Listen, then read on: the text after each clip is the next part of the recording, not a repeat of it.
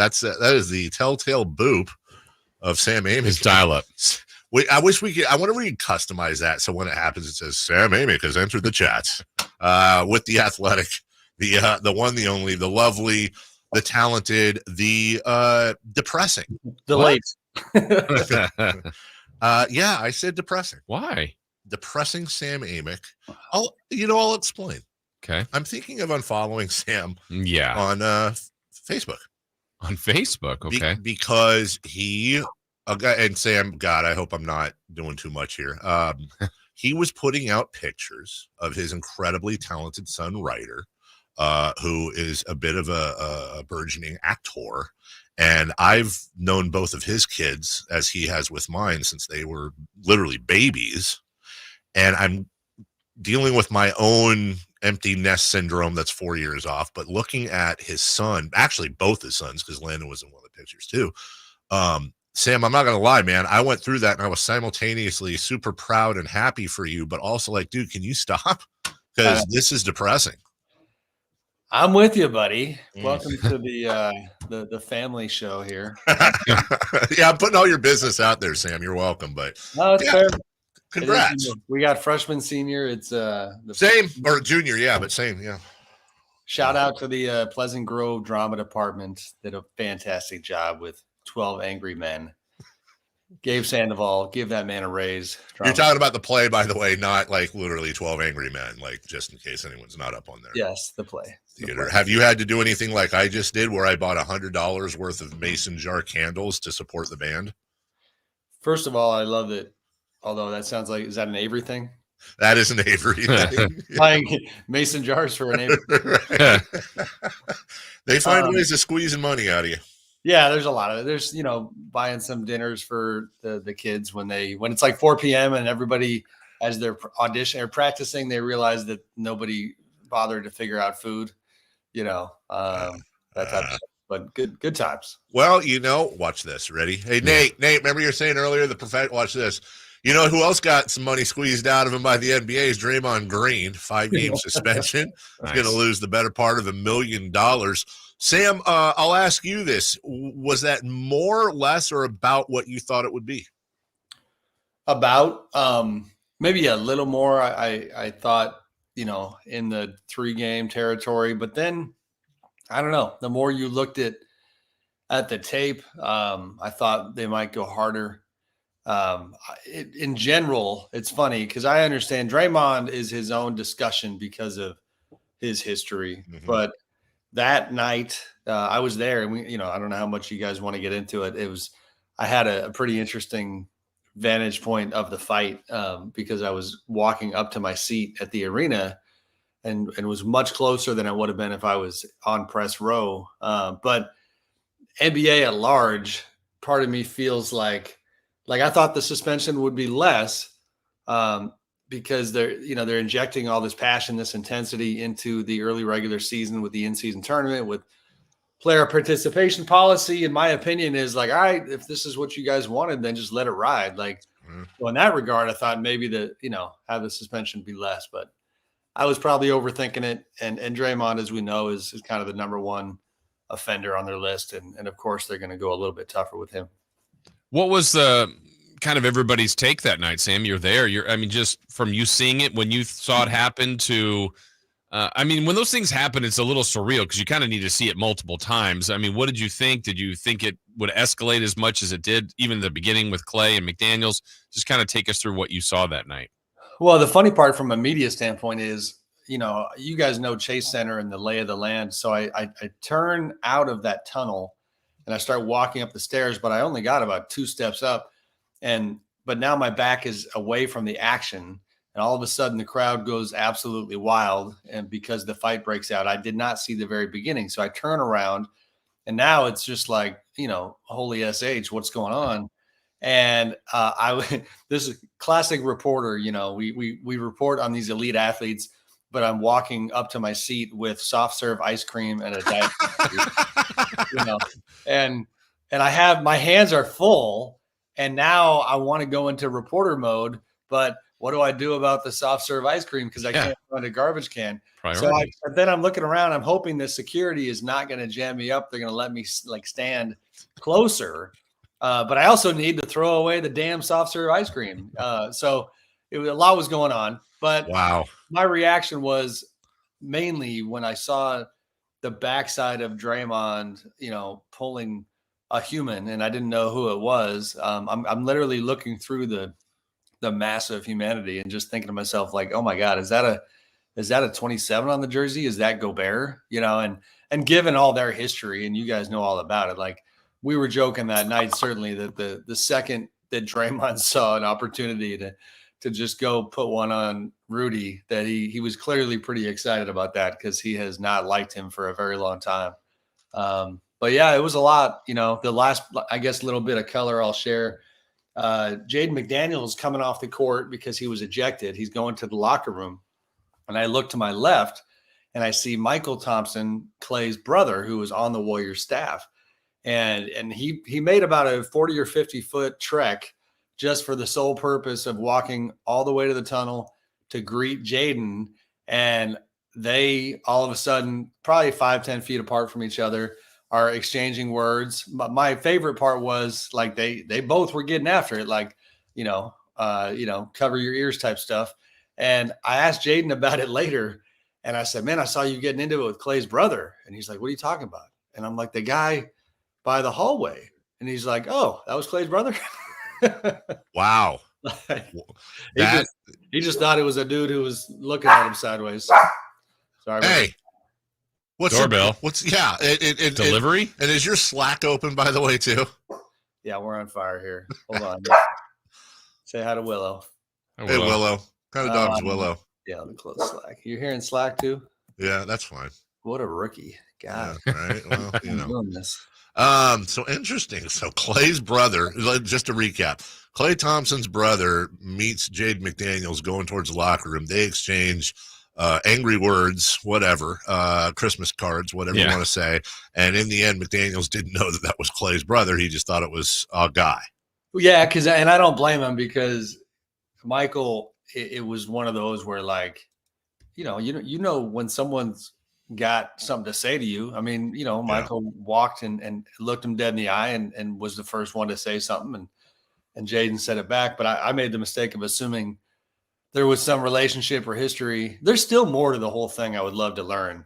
Clay mentioned that Jaden mentioned that there had been chirping before the game. And Sam, I'm sorry, but Sam, and we talked about this yesterday, 3 games in a row, Draymond, which probably was the dirtiest move of all, shoves Donovan Mitchell practically into the 3rd row, which is incredibly dangerous. And then you'll remember Ant Edwards, the foul, and then what are you going to do about it? What are you going to do about it? Repeatedly. And this happened, as you know, with your soft serve at 0-0. So there's got to be no doubt that, not the Donovan Mitchell thing, but this carried over. This was unfit. This is like in baseball where the first guy gets a pitch zoomed behind his head. That's what I felt like I was watching basketball version. Yeah, I mean, not to mention, and you never know how much of this stuff is on these guys' minds, but in the summertime, Anthony Edwards did a podcast appearance where somebody said, next year in the playoffs, who would you want to see? And he literally said the Warriors. And he said, why? He says, because Draymond talks so much, so that I'm sure made the rounds. I mean, Draymond in particular, I don't know, man, like this, I don't want to compare apples and oranges, but last year with the Jordan Poole thing, that's obviously on a totally different scale. But I always remember Draymond talking about how, and being open about how at that time, he had some stuff going on off the court that had him not in a great place. And we can all relate to that. Like, all right, you're already cranky at the office. This has got you something kind of under your skin. And now a coworker is pissing you off. But like the vibe from last year left me wondering with this last 5-6 days, to your point, Dave, like these 3 games are, we're kind of getting cranky Draymond early regular season. Now, part of it, you talk to the Warriors, it might actually be basketball with his injury where he misses all of camp and, now is trying to find a way to ramp up and be the guy that he wants to be. There's probably frustration with that. And then, you've got Steph not being out there. Who knows? But yeah, he had a bad 3-game stretch for sure. Yeah, Sam, I want to ask you what you know about what the Warriors. I don't know if it's what they think about him, but I find myself, hearing Steve Kerr post game. They're put in a spot quite a bit of times where they kind of have to defend Draymond, and nobody's questioning his basketball ability. It's some of these other things that either get him in trouble, put the team in a bad position. How do they, feel like they deal with that or have to constantly deal with him in those situations? I mean, my feeling on this particular one, Jay, is that, I don't know. I think they're honestly fine in terms of him defending his teammate. I talked to Rudy Gobert after the game for quite a while. And in fact, he finished his group media session, and I had wanted to show him Steve Kerr's comment from after the game, where Steve said that he believed that Rudy had his hands on Klay's neck and that's what Draymond reacted to. And so I actually showed Rudy a tweet that had the quote in it. And I don't have Rudy's comment in front of me, but in essence, he said, I think Steve knows, but he just doesn't want to say it. And he said that his guy is a clown. Rudy called Draymond a clown. It does there are times when you wonder if they bite their tongues publicly, and I think they do. On this one, I think, coming to Klay's defense, yes, having it be excessive, they know that. I just think listen, they just gave him 4 years, $100 million. So they're riding with the Draymond experience. They recommitted to that over the summer. That's obviously after the Sabonis situation. That's after the Poole situation. They are convinced, I think with good reason, that he is kind of part and parcel to their success. And so that's the thing you signed up for. Do they get frustrated at times? I think for sure. But that's the road they've gone down. What do you want me to say? He's backing his guy, but I think he knows deep inside he doesn't want to say it, but his guy is a clown, is the quote Sam is referring to that Rudy Gobert said. Sam Amick joining us from The Athletic, and of course you can read all the content that he's produced with his colleagues on this entire situation. You mentioned some of the history of Draymond Green. And I was, maybe it was on ESPN last night post game, but it was some national show I was watching. And the conversation they were having was, well, maybe we think Draymond's going to return, and maybe he's a bit of a new man. Maybe this is going to be the message that he gets. Maybe this is going to be the wake up call he needs, which was almost carbon copy, Sam, to what we heard last year with the Jordan Poole self-imposed suspension by the Warriors. And Jason and I were having a conversation this morning that came from a conversation I was having last night with somebody you and I know in the business. Regardless of how we feel about Draymond Green and what he does, is there an argument that it's good for the NBA? Yeah. Good for the sport? Yeah, for sure. Yeah. First of all, the other night, I guess from the media standpoint, which translates to eyeballs and fans and readership and revenue for the league, I choose to go to this game mainly because it's in my part of the country. Mm-hmm. In terms of coverage and where the spotlight was that night, that's what everybody talked about, right? It generates interest. I thought it was interesting that on the same night, Victor Wembanyama and Chet Holmgren had their first face-off against one another. We also allocated resources in that direction. We had a writer who went out of his way to go to that game.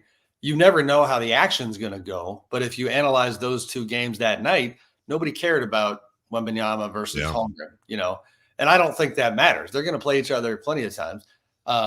It's funny because when the Sabonis thing happened in the playoffs, I had pretty kind of robust debates with colleagues, and specifically Marcus Thompson from our place, about kind of that line of entertainment versus too much, and I think part of me, when Draymond, is jumping up on the scorer's table or on the bench rather, or the chairs and yelling F-bombs at the crowd, like that was getting me into that too much territory. But, it is entertaining. So, personal taste comes in here. But as far as interest and people beyond hardcore basketball fans, paying attention, it absolutely draws people in. He is a character. You know what I mean? Like characters are what capture people's attention, good and bad. And him being a villain for a very long time has made the NBA a whole lot of money.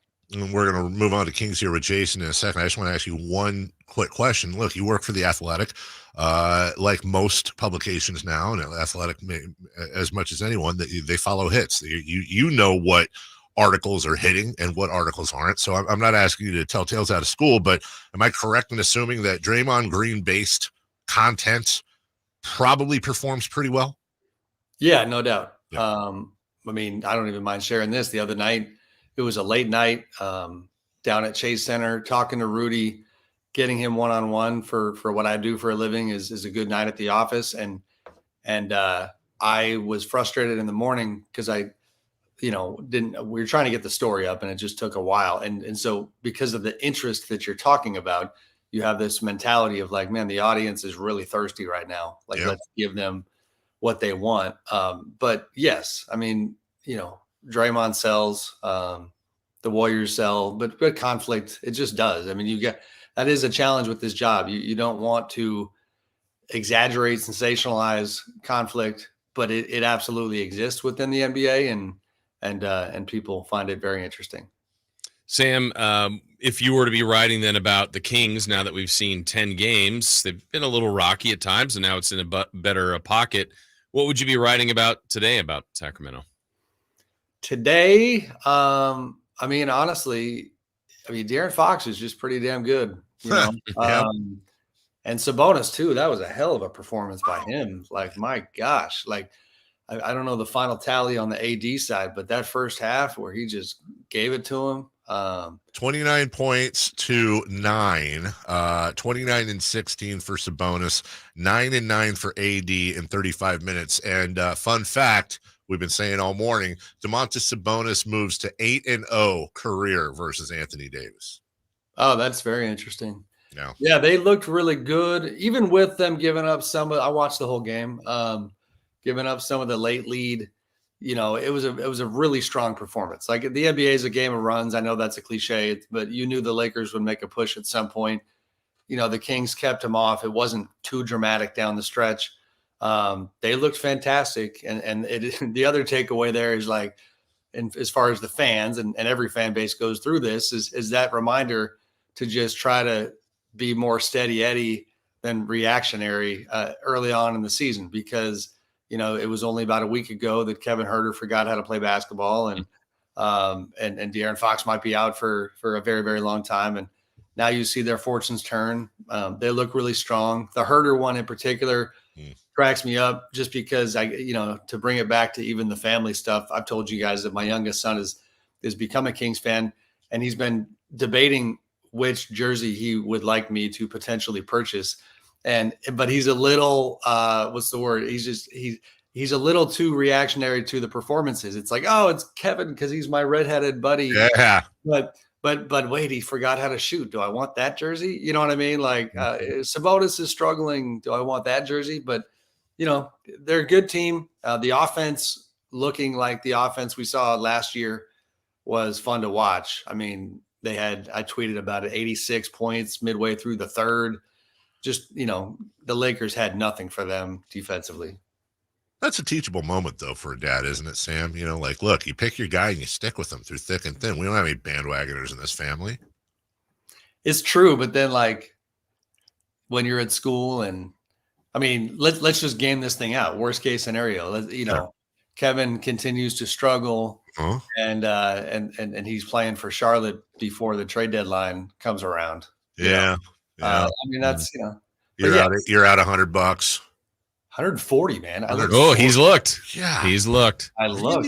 Well, also this is the no buy zone, anyways, isn't it? Because Christmas is about a month away. Oh, it's not. It's also not for sure happening. Just in case.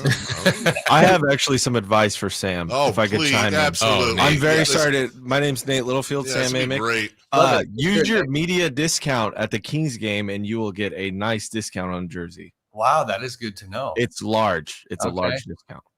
Wow, really? So basically, are the Kings bribing the media, is what you're saying, and letting everybody know Listen, an industry secret for better coverage? I'm Good trying to job, help mate. a fellow dad out. Are you calling Sam? Are you questioning his ethics, saying that he would take a discount from a team that he covers? Good talking to you, Sam. Thank you. Dave, I gotta out myself.